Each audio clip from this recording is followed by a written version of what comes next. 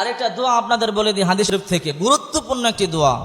এটা এমন দোয়া যার অসুখ বিসুখ হয় বেশি, যারা অসুখে আছেন আক্রান্ত, জ্বর, ঠান্ডা, কাশি, মাথা ব্যথা, পেট ব্যথা, আমসাদ, যার যেই সমস্যা আছে, কঠিন রোগ বালাই হোক, যার যেই সমস্যা হোক, এই দোয়া পড়ে যদি আল্লাহর কাছে চান, বিশ্বনবী বলেন অতি দ্রুত আল্লাহ পাক তাকে শেফায়ে কামেলা আজলা দান করবে। সুবহানাল্লাহ বলেন।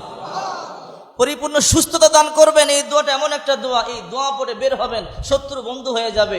এই দোয়া পড়ে ব্যবসায়ী ব্যবসার কাজে যাবেন, ব্যবসায় লাভ হবে, উন্নতি হবে। এই দোয়া পড়ে দোকানদার দোকান খুলবেন, কাস্টমার বেশি হবে।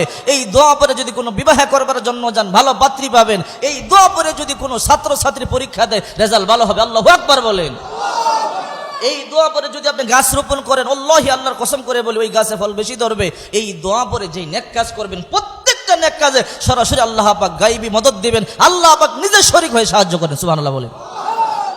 এই দোয়াটা মনে রাখবেন, শিখে নেবেন।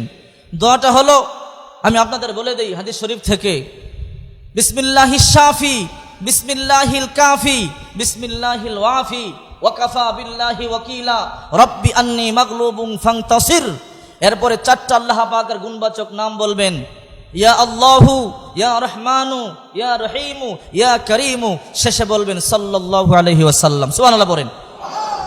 দোয়াটা আমার সাথে পড়েন, বিসমিল্লাহিশ শাফি, বিসমিল্লাহিল কাফি, বিসমিল্লাহিল ওয়াফি, ওয়া কাফা বিল্লাহি ওয়াকিলা, রব্বি আন্নী মাগলুবুন ফান্তাসির, ইয়া আল্লাহু, ইয়া রহমানু, ইয়া রহিমু, ইয়া করিমু, সাল্লাল্লাহু আলাইহি ওয়াসাল্লাম।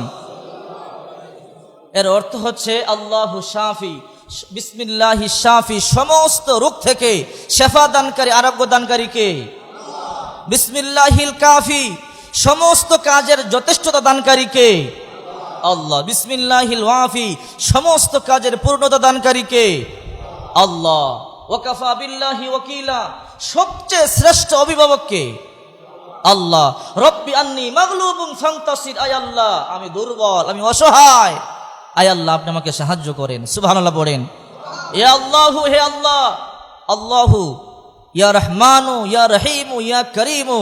এরপরে পড়লেন সাল্লাল্লাহু আলাইহি ওয়াসাল্লাম। এই দোয়া যদি শিখতে পারেন, পড়েন, যে কাজ করবেন প্রত্যেকটা কাজে আল্লাহ বরকত দিবে। সুবহানাল্লাহ পড়েন।